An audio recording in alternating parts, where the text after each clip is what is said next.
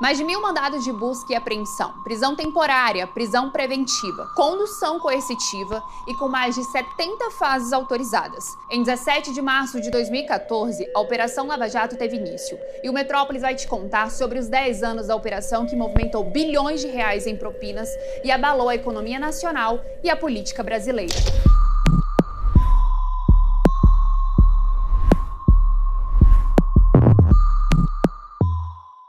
A Operação Lava Jato foi uma investigação deflagrada em 2014 pelo Ministério Público Federal do Estado do Paraná, que revelou um vasto esquema de corrupção na Petrobras e em grandes obras de infraestrutura. E foi considerada a maior investigação anticorrupção já conduzida na história do Brasil. Ela atingiu centenas de políticos e algumas das maiores empresas do país, principalmente estatais e empreiteiras. A operação começou a partir de uma investigação sobre conexões entre doleiros e políticos. Alberto Iacef foi preso em março de 2014 sob suspeita de intermediar pagamentos de propina entre políticos, empreiteiras e dirigentes da Petrobras. Que Vossa Excelência está errado. Pouco tempo depois, também foram presos o ex-diretor da estatal, Paulo Roberto Costa, e outros integrantes do esquema. As investigações sobre a Petrobras começaram no âmbito da Justiça Federal do Paraná, estado onde houve as primeiras suspeitas. Depois, integrantes do Ministério Público Federal e da Polícia Federal de Curitiba criaram forças-tarefas para a operação. Da parte do Ministério Público, o comandante da equipe foi o então Procurador da República, Deltan Dallagnol.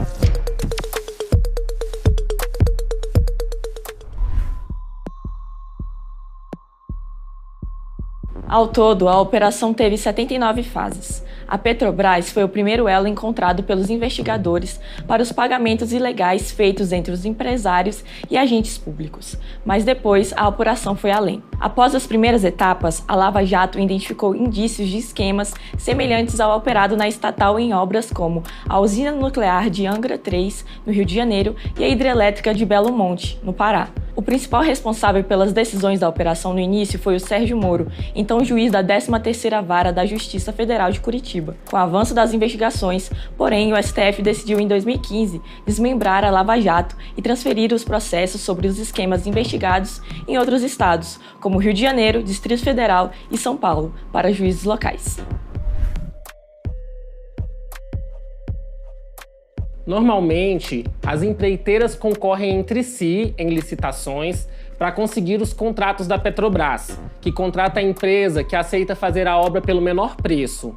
No entanto, segundo o MPF, no caso das investigações da Lava Jato, as empreiteiras se cartelizaram em um clube para substituir uma concorrência real por uma aparente. Os preços oferecidos à Petrobras eram calculados e ajustados em reuniões secretas, nas quais se definia quem ganharia e qual seria o preço do contrato. Um contrato superfaturado, que permitia o desvio de dinheiro da estatal para os beneficiários do esquema. Como as empresas precisavam garantir que apenas aquelas do cartel fossem convidadas para as licitações, era paga propina aos diretores e funcionários da Petrobras. Esse dinheiro era desviado para lobistas, doleiros e outros operadores financeiros encarregados de repassá-lo a funcionários públicos e determinados políticos, que se beneficiavam, pois eram os responsáveis pela indicação dos diretores da Petrobras. O repasse era feito, num primeiro momento, em espécie, por movimentação no exterior e por meio de contratos simulados com empresas de fachada. Depois, o dinheiro passou a circular por transferência no exterior ou mediante pagamento de bens. Em 2009, as autoridades começaram a investigar uma rede de doleiros ligada ao Alberto Iacef, que movimentou bilhões de reais no Brasil e no exterior, usando empresas de fachada, contas em paraísos fiscais e contratos de importação fictícios. Iacef tinha negócios com Paulo Roberto Costa, um ex-diretor da Petrobras, além de grandes empreiteiras e outros fornecedores da estatal. Eu cheguei a usar uma das empresas do seu Valdomiro para fazer uma operação para Toshiba, aonde eu pude, então, não só pagar o Partido Progressista e Paulo Roberto Costa, mas sim também pagar o Partido dos Trabalhadores. Os dois foram presos em março de 2014 e, a partir daí, os desvios em obras da Petrobras se tornaram o foco principal da Operação Lava Jato. 4 meses após a prisão, Paulo Roberto Costa aceitou colaborar com investigações em troca da redução da pena. Costa confirmou que ele e outros diretores da Petrobras cobravam propina e repassavam dinheiro a políticos. E o CEF também se tornou delator no mesmo ano. Ainda em 2014, a Polícia Federal deflagrou operação contra funcionários e executivos das empreiteiras Camargo Corrêa, OAS, Mendes Júnior, Engevix e Galvão Engenharia, UTC e IESA. Em junho de 2015, foram presos os presidentes da Odebrecht e Andrade Gutierrez, Marcelo Odebrecht e Otávio Marques de Azevedo. No ano seguinte, a Odebrecht firmou acordo de delação premiada, que originou a lista de Fachin, contendo o nome de 98 alvos de inquéritos autorizados pelo STF. Em 2017, as delações de executivos da JBS envolveram diversos políticos.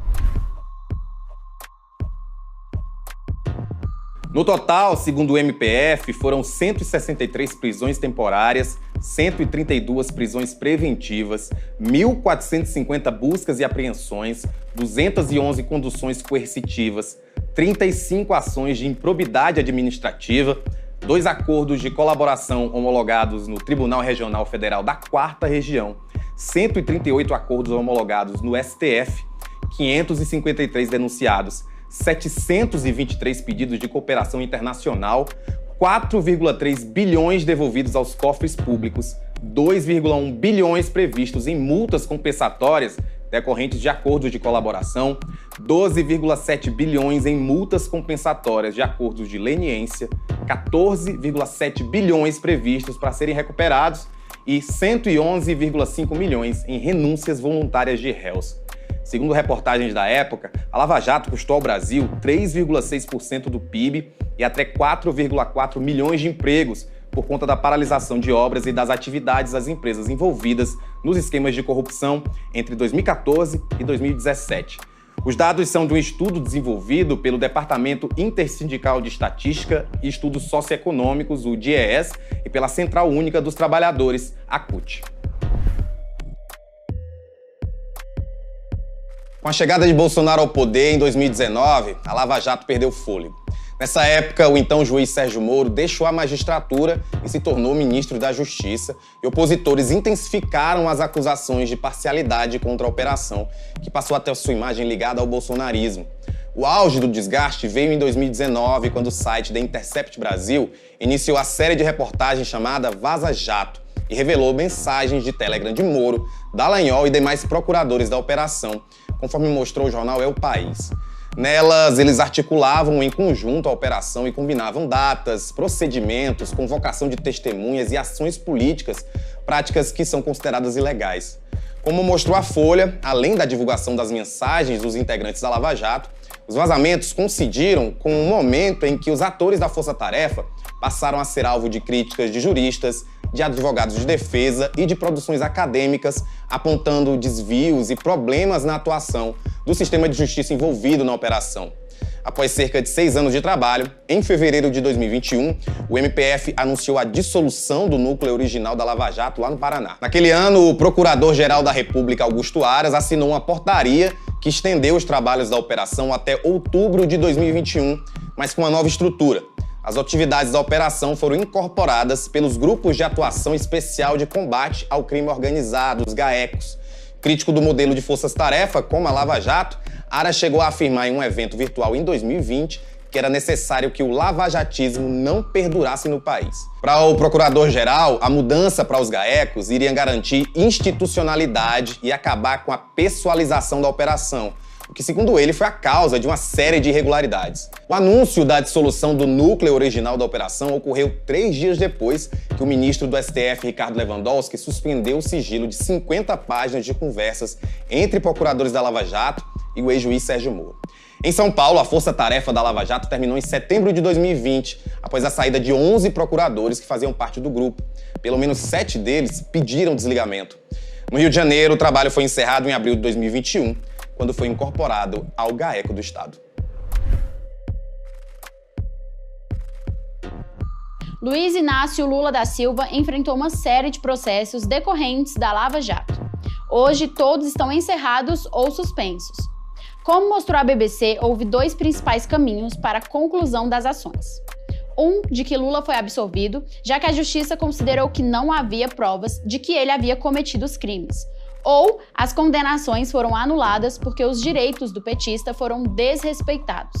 Lula passou a ser investigado na 24ª fase da operação, que apurava a relação dele com empreiteiras envolvidas no esquema de corrupção da Petrobras de março de 2016. O MPF investigava o repasse de 30 milhões de reais de empreiteiras para empresas de Lula, além do pagamento de suas despesas e de seus parentes. Na época, Lula foi conduzido coercitivamente a prestar depoimento, o que gerou protestos e críticas de juristas. O petista sempre negou as acusações. Ele fala que foi vítima de perseguição.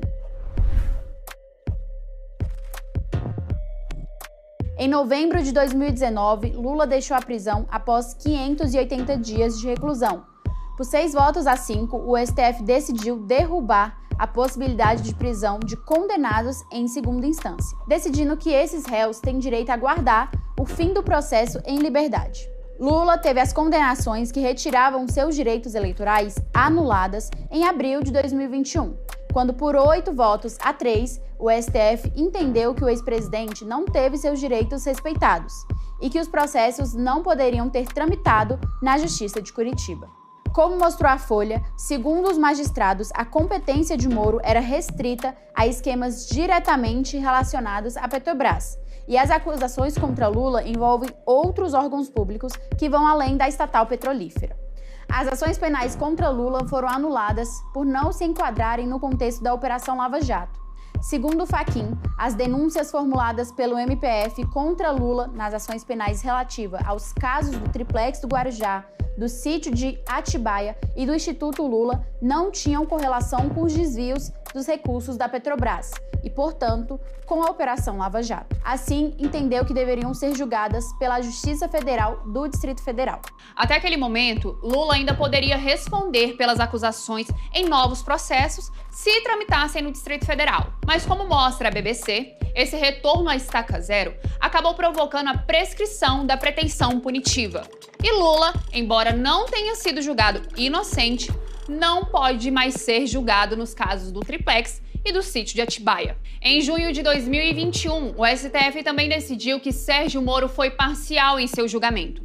O então juiz teve diálogos particulares com Dallagnol, divulgados pelo Intercept em 2019, em que ele adotava condutas ilegais em parceria com o Ministério Público Federal.